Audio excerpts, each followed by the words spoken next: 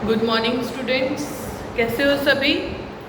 I hope कि सभी अच्छे होंगे। सभी के वाइवाज और एग्ज़ाम्स कैसे रहे S1 के। गुड। चलिए अब हम अपना SA2 का सिलेबस स्टार्ट करने जा रहे हैं। सबसे पहले मैं आपको एक क्वेश्चन पुट करना चाहती हूँ, एक प्रश्न पूछना चाहती हूँ कि अगर आपको आपके घर की पूरी जिम्मेदारियाँ आपको सौंप दी जाएं तो आप क्या करोगे। यानी कि उस दिन पूरा दिन आपके घर में आपके कहने पे ही होगा। कुछ भी खाना आपके कहने पे बनेगा, किसने बाहर जाना है, किसने नहीं जाना, कहाँ जा रहा है, वो आपसे ही आपकी अनुमति लेके जाएगा। तो अगर आप एक दिन के बादशाहत, अगर आपको अपने ही घर में एक दिन की बादशाहत मिल जाए तो आप क्या क्या करोगे। ठीक है, ये लिखना अपनी नोटबुक पे सभी कि अगर हमें एक दिन के लिए हमें अपने घर की बादशाहत मिल जाती है तो हम क्या क्या करते हैं। ठीक है, ये लिख के फिर आप मुझे बताएंगे।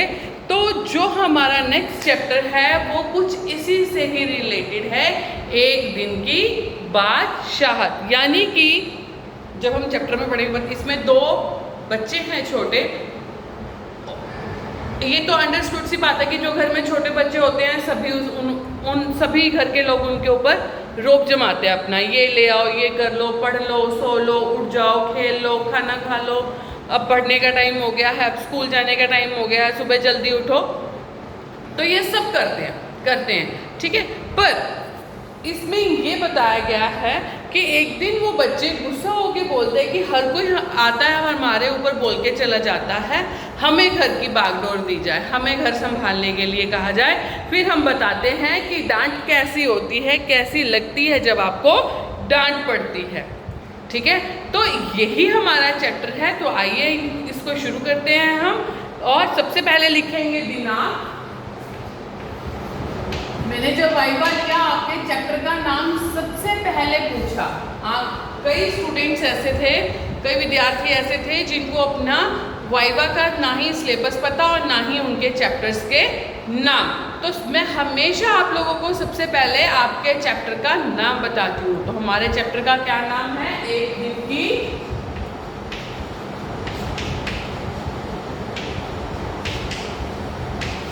बादशाहत।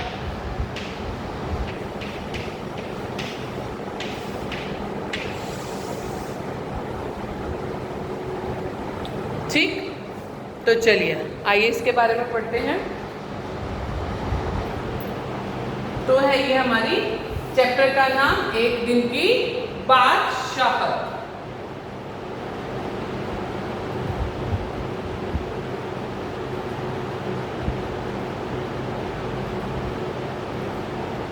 आरिफ, सलीम, चलो फौरन सो जाओ। अम्मी की आवाज उस वक्त आती थी जब वे दोस्तों के साथ बैठे कव्वाली गा रहे होते थे, या फिर सुबह बड़े मजे से आइसक्रीम खाने के सपने देख रहे होते थे कि आपा झिंझोड़ कर जगा देती, जल्दी उठो, स्कूल का वक्त हो गया। दोनों की मुसीबत में जान थी, हर वक्त पाबंदी, हर वक्त तकरार, अपनी मर्जी से चूं भी नहीं कर सकते थे।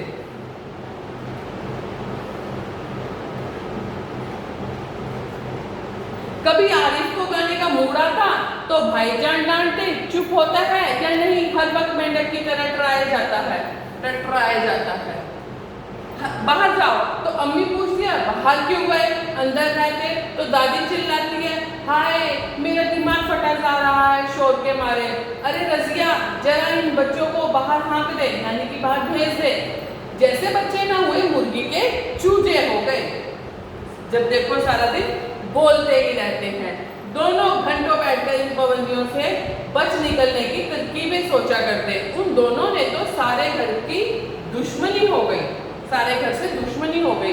लिहाजा दोनों ने मिलकर एक योजना बनाई कि अब्बा की खिदमत में एक दरखास्त पेश की कि एक दिन के उन्हें बड़ों के सारे अधिकार दे दिए जाएं और सब बड़े छोटे बन जाएं।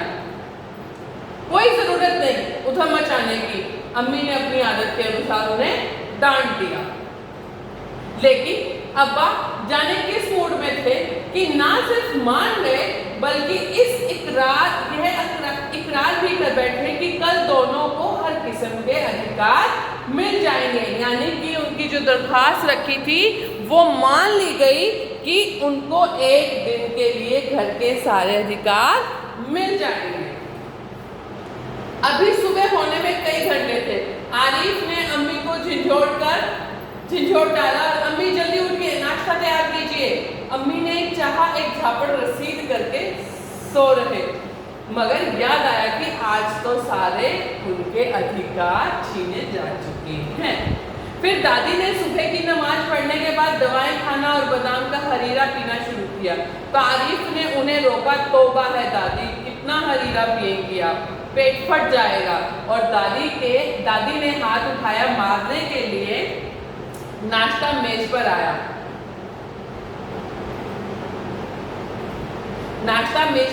तो आरिफ ने खान सामा से कहा, अंडे और मक्खन वगैरह हमारे सामने रखो, दलिया और दूध बिस्कुट इन सबको दे दो।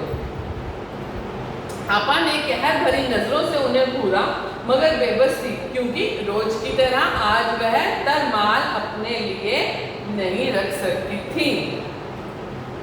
सब खाने बैठे तो सलीम ने अम्मी को टोका, अम्मी जरा अपने दांत देखिए, पान खाने से कितने गंदे हो रहे हैं। मैं तो दांत मान चुकी हूँ। अम्मी ने टालना चाहा, नहीं चलिए उठिए। अम्मी निवाला तोड़ चुकी थी, मगर सलीम ने जबरदस्ती कंधा पकड़कर उन्हें उठा दिया। अम्मी को गुस्ल खाने में जाते देखकर सब हंस पड़े, जैसे रोज सलीम को जबरदस्ती भगा के हंसते थे। फिर वह अब्बा की तरफ मुड़ा, जरा अब्बा की गत देखिए, बाल बड़े हुए हैं, शेव नहीं की, कल कपड़े पहने थे और आज इतने मैले कर डाले। आखिर अब्बा के लिए कितने कपड़े बनाए जाएंगे। यह सुनकर अब्बा का हंसते हंसते बुरा हाल हो गया। आज ये दोनों कैसी सही नकल उतार रहे हैं सबकी, मगर फिर अपने कपड़े देखकर वह सचमुच शर्मिंदा हो गए कि अब्बा के कपड़े सच्ची में ही गंदे थे। जब अब्बा ने अपने आप को देखा तो वो खुद इतने शर्मिंदा हुए कि बच्चे बात सही कर रहे हैं। थोड़ी देर बाद जब अब्बा अपने दोस्तों के बीच बैठे अपनी नई गजल लहक लहक के सुना रहे थे, तो आरिफ फिर चिल्लाने लगा, बस कीजिए अब्बा, फौरन ऑफिस जाइए, 10 बज गए हैं।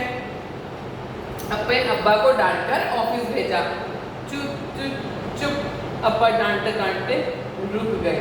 बेबसी से गजल की पंक्ति दांतों में दबाए, पांव पटकते आरिफ के साथ खोलिए। रजिया, मुझे जरा 5 रुपए देना। अब्बा दफ्तर जाने को तैयार होकर बोले, 5 रुपए का क्या होगा, कार में पेट्रोल तो है। आरिफ ने तुनक कर अब्बा जान की नकल उतारी, जैसे अब्बा कहते, और इनकी क्या करोगे, जेब खर्चा तो ले चुके हो। थोड़ी देर बाद खान सामा आए। बेगम साहब आज क्या पकेगा, आलू, गोश्त, कबाब, मिर्चों का सालन। अम्मी ने अपनी आदत के अनुसार कहना शुरू किया, नहीं आज ये चीजें नहीं पकेंगी। सलीम ने किताब रखकर अम्मी की नकल उतारी, आज गुलाब जामुन, गाजर का हलवा और मीठे चावल पकाओ। लेकिन मिठाइयों से रोटी कैसे खाई जाएगी। अम्मी किसी तरह सब्र ना कर सकी, जैसे हर रोज सिर्फ मिर्चों के सालन से खाते हैं। दोनों ने एक साथ कहा। दूसरी तरफ दादी किसी से तू तू मैं किए जा रही थी। ओफो, दादी तो शोर के मारे दिमाग पिघलाए दे रही है। आरिफ ने दादी की तरह दोनों हाथों से सर थाम कर कहा। इतना सुनते ही दादी ने चीखना चिल्लाना शुरू कर दिए कि आज ये लड़के मेरे पीछे पंजे झाड़ के पड़ गए हैं। मगर अब्बा के समझाने पर खून का घूंट पीकर रह गए। कॉलेज का वक्त हो गया तो भाईजान अपनी सफेद कमीज को आरिफ सलीम से बचाते दालान में आए, यानी कि बाहर रूम में आए। अम्मी शाम को देर से आऊंगा और दोस्तों के साथ फिल्म देखने जाना है। खबरदार, आरिफ ने आंखें निकालकर उन्हें धमकाया, कोई जरूरत नहीं है फिल्म देखने की, इम्तिहान करीब है और हर वक्त सैर सपाटों में गुम रहते हो आप। भाईजान को गुस्सा आया। पहले तो भाईजान ने करारा हाथ मारने लगते, फिर कुछ सोचकर मुस्कुरा पड़े। लेकिन हजूर आली दोस्तों के साथ खासकर फिल्म देखने की बात पक्की कर चुके हैं, इसलिए इजाज़त देने की मेहरबानी की जाए। उन्होंने हाथ जोड़कर कहा, बना करें बस, मैंने एक बार कह दिया। उसने लापरवाही से कहा और सोफे पर दराज होकर अखबार देखने लगा। उसी वक्त आपा भी अपने कमरे से निकली। एक निहायत भरी साड़ी में लचकती लटकती बड़े ठाट से कॉलेज जा रही थी। आप सलीम ने बड़े गौर से आपा का मुआयना किया। सॉरी, इतनी भारी साड़ी क्यों पहनी है? कॉलेज ही तो जा रही है, पढ़ने जा रही है, कोई पार्टी में थोड़े ना जा रही है। शाम तक गारत हो जाएगी, इस साड़ी को बदल कर जाइए। आज वो सफेद बायल की साड़ी पहनना। अच्छा, बहुत दे चुके हो कम। आपा चिढ़ गई। हमारे कॉलेज में आज फंक्शन है। उन्होंने साड़ी की शिकने दुरुस्त की, यानी कि अपनी साड़ी ऐसे पकड़कर दुरुस्त की। हुआ करे मैं क्या कह रहा हूँ, सुना नहीं? अपनी इतनी अच्छी नकल देखकर आपा शर्मिंदा हो गई। बिल्कुल इसी तरह वो आरिफ और सलीम से उनकी मनपसंद कमीज उतरवाकर निहायत बेकार कपड़े पहनने का हुक्म लगाया करती हैं। दूसरी सुबह हुई। सलीम की आंख खुली तो आप नाश्ते की मेज सजाए उन दोनों के उठने का इंतजार कर रही थी। अम्मा खानसामा को हुक्म दे रही थी, हर खाने के साथ एक मीठी चीज जरूर पकाया कर। अंदर आरिफ के गाने के साथ भाईजान मेज का तबला बजा रहे थे और अब्बा सलीम से कह रहे थे, स्कूल जाते वक्त एक चवन्नी जेब में डाल लिया करो, क्या हर्ज है। तो यानी कि इस नाटक में हमें, इस कहानी में हमें ये पता चला कि अगर बच्चों की एक दिन की बादशाहत दी गई थी तो उन बच्चों के लिए आने वाले दिनों के लिए बहुत सारे बदलाव आ गए थे।